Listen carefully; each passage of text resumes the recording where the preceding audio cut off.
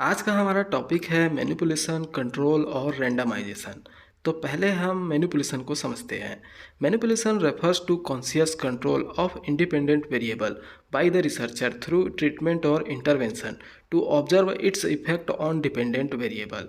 यानी कि मैनिपुलेशन का मतलब होता है रिसर्चर के द्वारा इंडिपेंडेंट वेरिएबल को कॉन्शियस कंट्रोल करना थ्रू ट्रीटमेंट और इंटरवेंशन, मतलब ट्रीटमेंट या इंटरवेंशन के माध्यम से, to observe its effect on dependent variable, यानी कि डिपेंडेंट वेरिएबल पर इंडिपेंडेंट वेरिएबल के इफेक्ट को ऑब्जर्व करने के लिए। यानी कि पूरे लाइन का मतलब हुआ रिसर्चर के द्वारा ट्रीटमेंट या इंटरवेंशन के माध्यम से इंडिपेंडेंट वेरिएबल को कॉन्शियस कंट्रोल करना, ताकि रिसर्चर इंडिपेंडेंट वेरिएबल के इफेक्ट या प्रभाव को डिपेंडेंट वेरिएबल पर ऑब्जर्व कर सके। जैसे कि एक एग्जाम्पल देखिए, a researcher is conducting a study on efficacy of chlorhexidine mouth wash on prevention of ventilated associated pneumonia among patient admitted in ICU.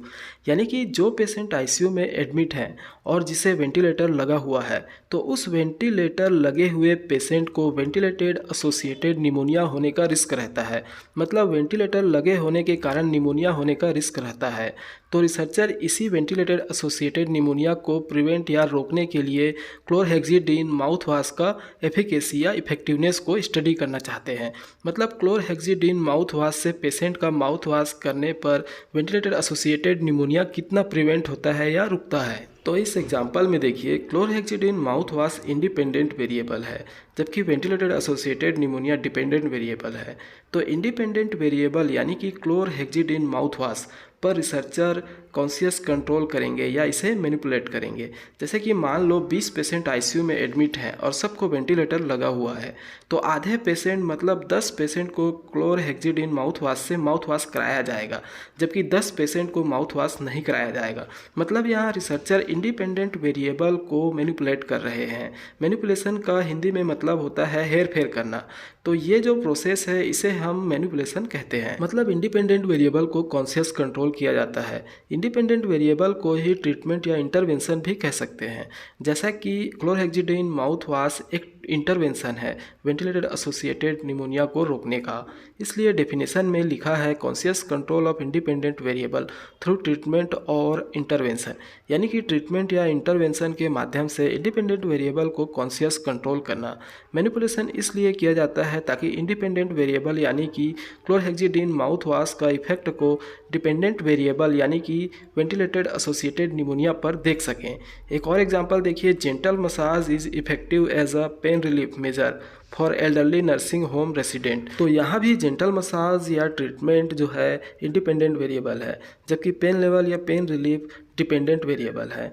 तो यहाँ भी आधे लोगों को मसाज दिया जाएगा और आधे लोगों को मसाज नहीं दिया जाएगा। तो अब हम कंट्रोल को समझते हैं। Control refers to the use of control group for comparison.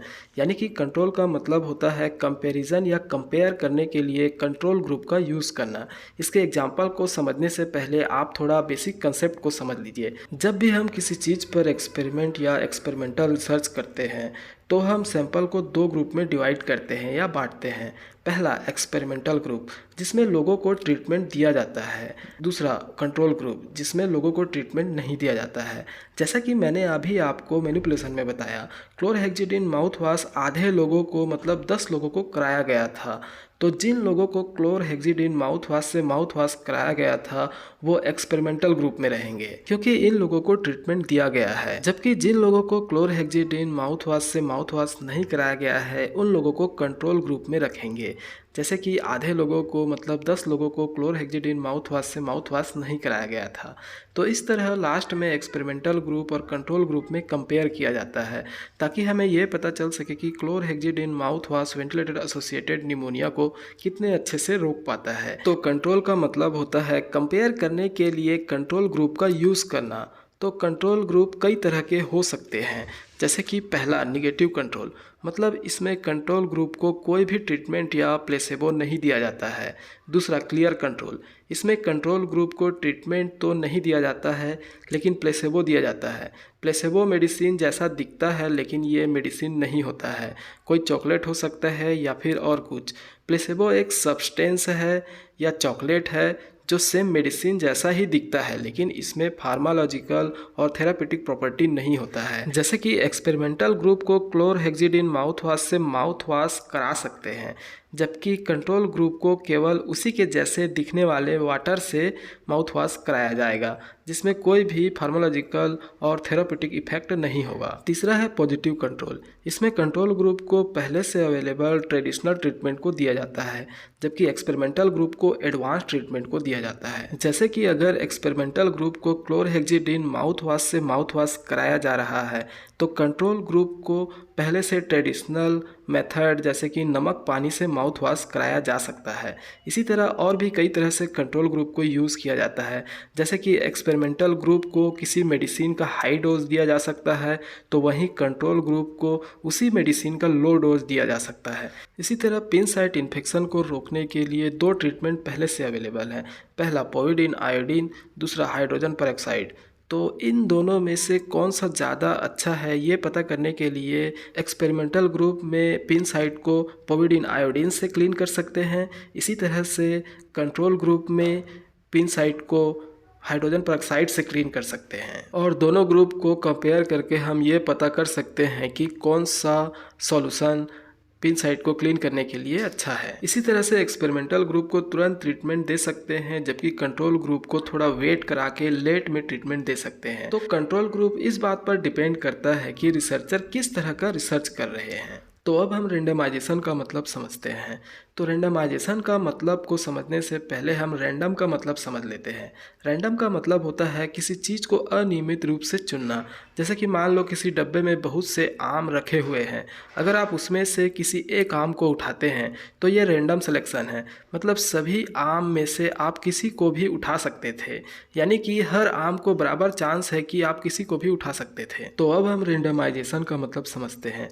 Randomisation is a process of random allocation of subject in experimental or control group where every subject has a equal chance to being assigned to experimental or control group। यानी कि randomisation एक process है या प्रक्रिया है जिसमें subject या sample को रैंडम तरीके से एक्सपेरिमेंटल और कंट्रोल ग्रुप में अलोकेट करते हैं या बांटते हैं, वेयर जहां एवरी सब्जेक्ट या हर सैंपल को इक्वल चांस होता है कि वो एक्सपेरिमेंटल या कंट्रोल ग्रुप में असाइन हो सकते हैं या शामिल हो सकते हैं। सिंपल में कहें तो रेंडमाइजेशन का मतलब होता है रैंडम तरीके से सब्जेक्ट या सैंपल को एक्सपेरिमेंटल और कंट्रोल ग्रुप में असाइन करना या सेलेक्ट करना, जहां हर सब्जेक्ट या सैंपल को बराबर चांस होता है कि वो एक्सपेरिमेंटल ग्रुप में जा सकते हैं या कंट्रोल ग्रुप में जा सकते हैं। सैंपल या सब्जेक्ट को एक्सपेरिमेंटल ग्रुप या कंट्रोल ग्रुप में सेलेक्ट करने के लिए हम कई तरीके का यूज़ कर सकते हैं।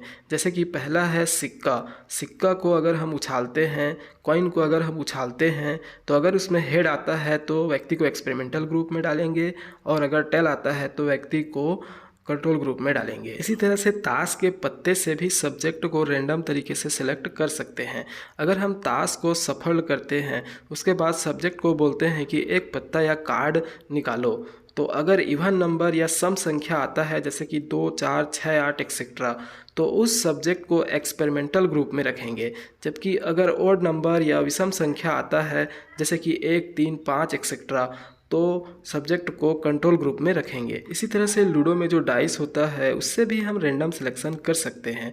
जैसे कि लूडो के गोटी या डाइस को फेंकने पर अगर 1 से 3 आता है तो उस सब्जेक्ट को एक्सपेरिमेंटल ग्रुप में रखेंगे, जबकि 4 से 6 आता है तो उस सब्जेक्ट को कंट्रोल ग्रुप में रखेंगे। इसी तरह से कई वेबसाइट भी होते हैं जिससे हम रैंडमली सिलेक्शन कर सकते हैं, जैसे कि www.randomizer.org। तो ये जो सारे तरीके हैं ये सिंपल रेंडमाइजेशन के तरीके थे। इसके अलावा आप स्ट्रेटिफाइड रेंडमाइजेशन भी कर सकते हैं। मतलब पहले आप सब्जेक्ट या सैंपल को एज जेंडर के अकॉर्डिंग आप अलग कर लेंगे, उसके बाद फिर आप सिंपल रेंडमाइजेशन का यूज कर सकते हैं, जैसे कि कॉइन का, ताश के पत्तों का, लूडो का। तो आप ये तीनों टर्म मैनिपुलेशन, कंट्रोल और रेंडमाइजेशन को समझ पाए होंगे। अगर वीडियो अच्छा लगा हो तो वीडियो को लाइक करें, चैनल पर नए हो तो चैनल को सब्सक्राइब करें, वीडियो शेयर करें, कमेंट करें और बेल आइकन भी प्रेस कर दें ताकि आपको न्यू वीडियो का नोटिफिकेशन मिलता रहे। Thank you.